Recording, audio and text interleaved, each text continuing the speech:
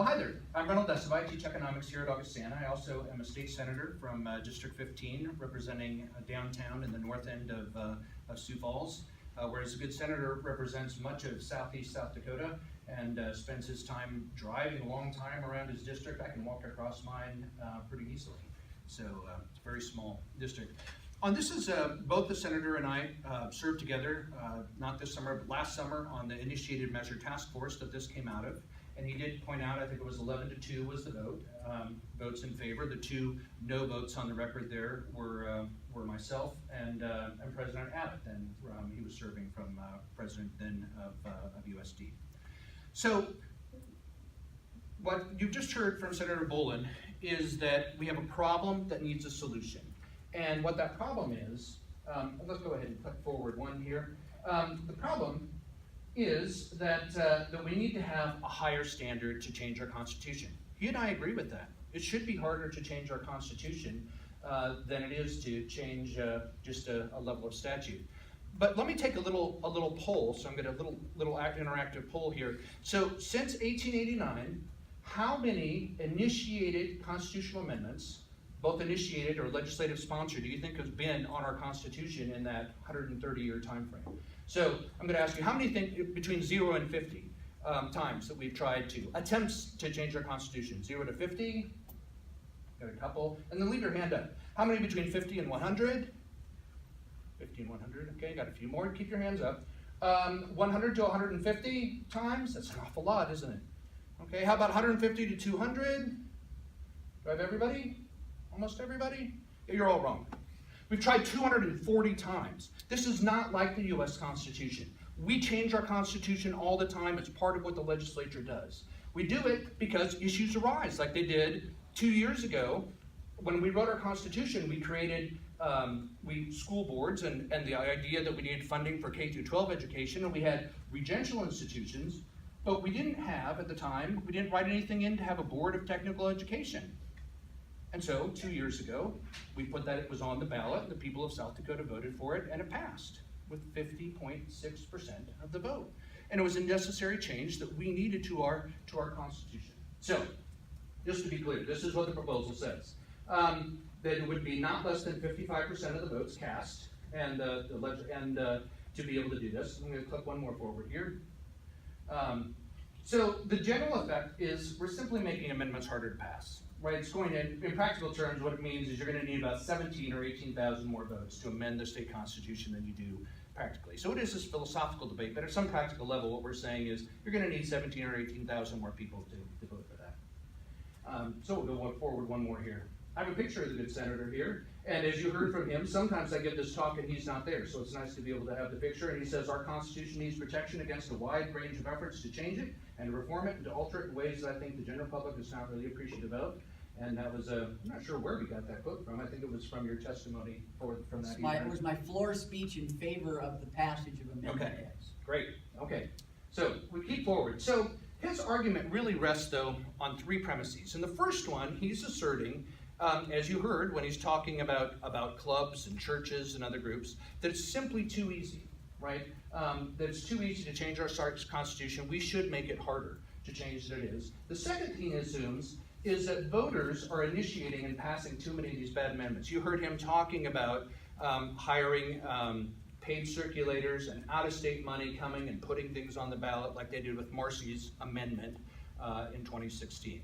Those are the first two parts of that. And then the third thing he assumes is that if we raise the threshold from 50% to 55%, it's going to protect the Constitution from these bad amendments.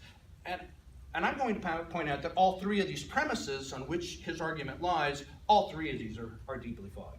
So the first part, it's too easy to change the Constitution. As he described in his process, one more click forward here, is that it is a difficult process. The legislature can't do it on its own. The legislature can do a summer study, initiate it, has to go through the House, has to go through the Senate, and then it goes to the ballot. It doesn't go through the governor's office. It goes directly to a vote of the people, and the people have to vote on it, and you have to get 50% vote to get that to pass.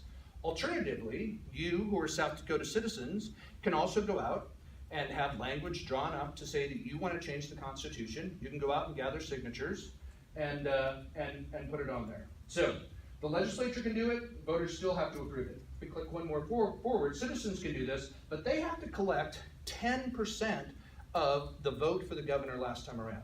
If you want to do just a simple initiated measure, like we did in 2016, I worked on a ballot measure to cap the rate on payday loans at 36%, which passed with 76% of the vote 2 years ago, and we ended payday lending in South Dakota. But we only had to turn in half that number, right? We needed about 13,000, 14,000 ballot signatures. In the end, we turned in almost 20,000 of that. So it's hard. So you already have the standard that is met is that it's hard to change our Constitution. If you want to do it as a citizen, you have to get twice as many signatures to be able to do that. And so if we click forward, let's take a look just at recent history here in terms of what has happened. So there were 3 groups trying to put measures on the ballot this last time around. There was an independent redistricting commission that they wanted, so instead of having legislators draw the district boundaries, that they would have an independent commission that would do it. They gathered almost 34,000 signatures, but it's hard. When you start validating those signatures and the way that they count them, more were found to be invalid, so it didn't make the ballot. There was another group that wanted to do a top 2 primary system because we have so many races, unfortunately, that are like mine this fall. I'm running unopposed in District 15, which is great for me, but it's not great for representative democracy. It'd be better if there were top 2 people from the primary had to run against each other in the November ballot. But they gathered 37,000 signatures, but again, that wasn't enough. The only group to get something on the ballot, which is Amendment W, it gathered almost 50,000 signatures and still had 35,000, just barely made the threshold. So it's hard. It is wicked hard. If you are an individual going out trying to gather signatures and get something on the ballot, it's already really hard. Next slide. And if you look at what's happened over time, again, we've had 240. You can see that the legislature has put 224 on the ballot, and groups have put on only 16. So this idea that there's too many amendments to the Constitution, well, the problem is the legislature. It's people like the good Senator Bolin who are cluttering up our Constitution with things like X. If you want to protect the Constitution, vote no on X, right? Don't put that on our Constitution. They're the ones that keep bringing it 224 times. And again, even when the legislature puts it on, half the time they don't pass, right? If you look at the overall rate, it was 51%. More recently, if you just go from 1980 to the present, fewer than half of them pass even when they come out of the legislature. And if you look at the ones that people bring forward, people have brought forward 16, only 6 of those have passed. Only 38% of those initiated by people have made the ballot. So, my first point, you're right, this idea that it's too easy to put these on the ballot, or that there's too many of these, the legislature in the petition process effectively filter these things out. We don't get very many bad constitutional amendments. And when we do, like we did, I think Senator Bolin and I both disagreed with Marcy's law. We both voted against it. And last June, we had an amendment to Marcy's law. And Senator Bolin and his good work proved that you could go back to the group that passed the amendment, and you could work it out and take the worst effects of it out. So even this horrible example that you use of Marcy's law cluttering up our Constitution, with your own actions, you demonstrated how easy it is to be able to work with that group and be able to get that fixed. And again, we have to remember the citizens place far fewer of those amendments on the ballot than the legislature, only 16 out of the 240. And those citizens ones get rejected more often than the other ones, right? Only 38% of those passed. So his first 2 theses fail. This idea that there's too many of them, and that it's too easy to pass them, and the second part that it's really these outside groups that are doing it. His premises are unwarranted. But let's look at the third thing. So if we go forward, so if there is no epidemic of bad amendments, if we did have Bolin's amendment, would it solve the problem?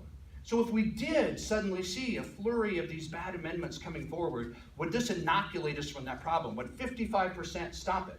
Well, one way to test it is, let's just see what would happen if we take Bolin's amendment and we apply it to the 6 cases that actually passed. And what we see is, one more slide forward, is that what would happen is that even that bill that he and I both didn't like, Marcy's law, would still have passed, because it got 59.57. It wouldn't have stopped this bad bill he was trying to stop. But it would have stopped this tech school bill that we were doing, that we needed to have done, because we need tech schools. We have a workforce development problem. in South Dakota. Our tech schools are among the most expensive in the country. We don't have enough need-based scholarships either for our regential or privates or our tech schools. And so this allowed us to create at least a governing board to give more attention to that, but it would have stopped. Amendment X would have stopped this from happening. And if we go forward one more slide, if you apply this to the other 6, the only thing it would have stopped was a bill in 1982 that set single-member Senate districts. Every other bill that passed that was, right, there were 6 out of 16 that passed. The 6 citizen-initiated measures that passed, 5 of them passed with more than 55%. His bill would have had no effect whatsoever. So even if we had a problem, it wouldn't solve it. So next slide. So Amendment X would not have stopped Marcy's Law in 2016, which is an often cited example of a bad amendment. It would have stopped the only one citizen-initiated amendment since 1980, the one creating single Senate districts. And if the state constitution were in peril, X wouldn't inoculate it from that peril. So for that reason, final slide, right? It says, proponents like Senator Boland says X solves the problem, but the reality is the problem doesn't exist, and even if that problem does exist, it wouldn't solve that problem. So I close this. I had given a talk, Senator Boland and I gave a talk in front of the Issues Management Council of the Chamber, and we were trying to persuade them to go one way or the other on this. And I was urging that group that I'm a part of that we should avoid association with this unnecessary amendment, that we'd lose credibility. We didn't want to be perceived. There were a whole flurry of bad bills in the last couple of years limiting people's power in South Dakota, putting initiated measures on the ballot. We don't want to be a part of that continuing to squelch people's power. And self-interest. The Chamber of Commerce 2 years ago, they worked really hard on Amendment R. They wanted a tech school. They wanted it to us to be able to do effective workforce development. And so it's even against the self-interest of a group like the Sioux Falls Chamber of Commerce to support something like this, because a group like the Chamber knows how to work with the legislature and to make those necessary changes we make to our Constitution so we can continue to govern the state effectively. So, thank you.